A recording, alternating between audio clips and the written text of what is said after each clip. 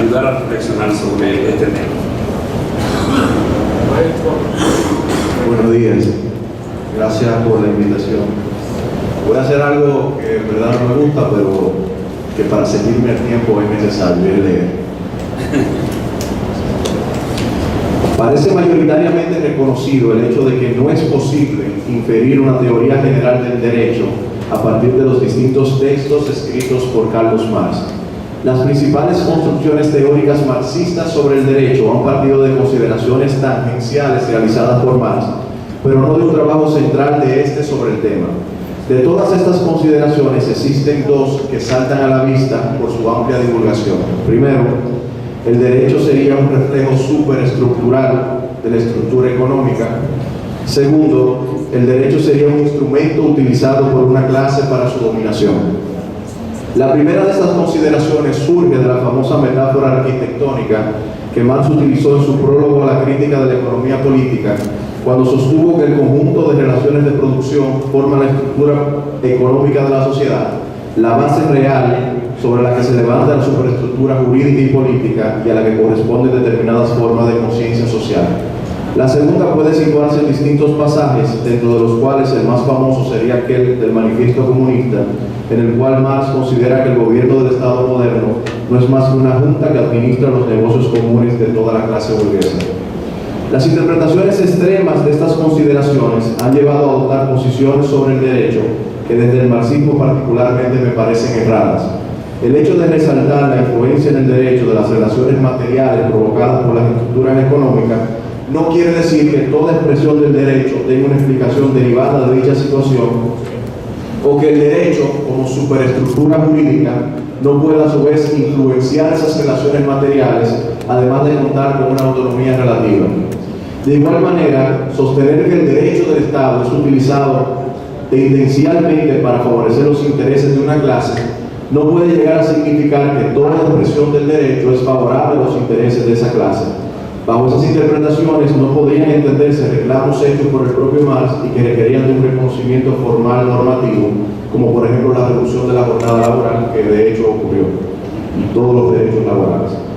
Considero que lo que se debe retener de estas consideraciones es la crítica a la idea de Estado y de uno de sus principales instrumentos, el derecho, como una institución consensuada entre los ciudadanos o como una institución consecuencia de la evolución racional de la sociedad, tal cual afirman muchas de las teorías contractualistas. Por el contrario, la estructuración del Estado y del derecho se fundamentaría en las relaciones de poder existentes, a partir de las cuales, no obstante las contradicciones y reconocimientos parciales de las posiciones distintas, determinados sectores se erigen como dominantes. A ello se agrega la notable particularidad de que para que el dominio de esos sectores sea eficaz, sus intereses legitimados por el derecho deben ser presentados públicamente como intereses de la generalidad.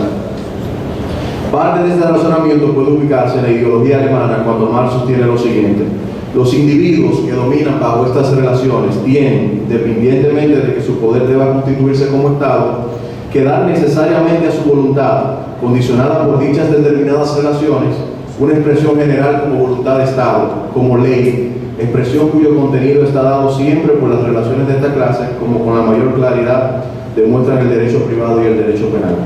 La principal conclusión que desde el marxismo puede tenerse sobre el derecho es que este cumple una función política de legitimación de las relaciones de poder existentes, dentro de las cuales sí predominan tendencialmente aquellos sectores que controlan las relaciones económicas. Dicha legitimación se produce en gran medida a través de la naturalización de las relaciones cristalizadas jurídicamente o de su puesta en escena como realidades de interés universal para todos los ciudadanos. Sin embargo, como ya establecí, no toda expresión del derecho responde a los intereses de un determinado sector o de una clase social. Las relaciones que son cristalizadas por el derecho son más complejas y esto incorpora reivindicaciones propias de las clases y sectores subalternos. El Estado y la Constitución, criterio de Nico Colanzas, se expresan como una condensación material de la correlación de fuerzas existentes en una sociedad. En esta parte encuentra sentido el concepto de hegemonía trabajado por Antonio Gramsci. Según Gramsci, el hecho de la hegemonía presupone, sin duda, que se tengan en cuenta los intereses y las tendencias de los grupos sobre los cuales se ejercerá la hegemonía. que se constituya un cierto equilibrio de compromiso, o sea, que el grupo dirigente haga sacrificios de orden económico corporativo. Sin embargo, agrega que también es indudable que tales sacrificios y el mencionado compromiso no pueden referirse a lo esencial, porque si la hegemonía es ético-política, no puede no ser también económica, no puede no tener fundamento en la función decisiva que ejerce el grupo dirigente en el núcleo decisivo de la actividad económica. Es decir, que las sesiones no pueden llegar al punto de tocar lo esencial del sistema capitalista. En definitiva, el derecho, desde una perspectiva marxista, cumple con una determinada función política. Esta función política del derecho, me parece que es la parte más importante, puede también ser aprovechada por los sectores y las clases subalternas cuando en las constituciones se reconocen formalmente sus reivindicaciones. Pero este es solo un escenario en el cual se produce una batalla por la legitimación jurídica de las posiciones que se corresponden a las distintas fuerzas políticas. La lucha continúa en otros ámbitos, como el desarrollo legislativo de los preceptos constitucionales ya reconocidos, la aplicación y la interpretación del derecho. En el 18 Brumario de Luis Bonaparte, Marx evidencia la forma en que el reconocimiento de derechos y libertades públicas en la Constitución francesa del año 1848 solo hacía abrir otra lucha en el momento de aplicación de las mismas. Resalta cómo la aplicación de las disposiciones que reconocían estos derechos y libertades se condicionaban por leyes llamadas a armonizar los mismos con la seguridad pública, laboral, las buenas costumbres y con otros derechos. Sostiene, cito, en lo sucesivo, ambas partes invocan, por tanto, con pleno derecho, la Constitución. Los amigos del orden, al anular todas estas libertades, y los demócratas, al reivindicarlas todas. Cada artículo de la Constitución contiene, en efecto, su propia Cámara Alta y su propia Cámara Baja. En la frase general, la libertad. En el comentario marginal, la anulación de la libertad. Por tanto, mientras se respetase el nombre de la libertad y solo se impidiese su aplicación real y efectiva, la existencia constitucional de la libertad permanecía íntegra, intacta, por mucho que se asesinase su existencia común y corriente. La vigencia de estas palabras de Marx es latente. En nuestro caso, por ejemplo, se reconoce el Estado como un Estado social de derecho, donde se reconoce la obligación de garantizar los derechos sociales, pero a su vez, en la parte que regula el régimen económico de la Constitución, se establece el llamado principio de subsidiariedad, según el cual el Estado no puede intervenir en aquellos ámbitos de la economía que supuestamente puede ser satisfecho por el sector privado. Se reconoce el derecho a la seguridad social, pero la accesibilidad y cobertura del sistema quedan sujetas a la llamada sostenibilidad financiera. Todos sabemos el sentido que en la práctica se le da al principio de sostenibilidad financiera. Se reconoce el derecho a manifestarse, pero siempre respetando la moral y la seguridad pública, quedando a cargo de las autoridades dar sentido a estos conceptos que son indeterminados.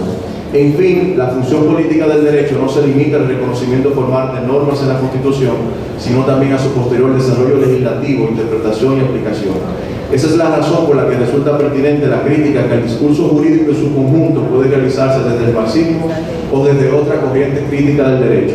El derecho no es un puro y objetivo instrumento ético de justicia, sino mayormente un instrumento de legitimación del poder de las distintas cosmovisiones o posiciones políticas y económicas de una sociedad.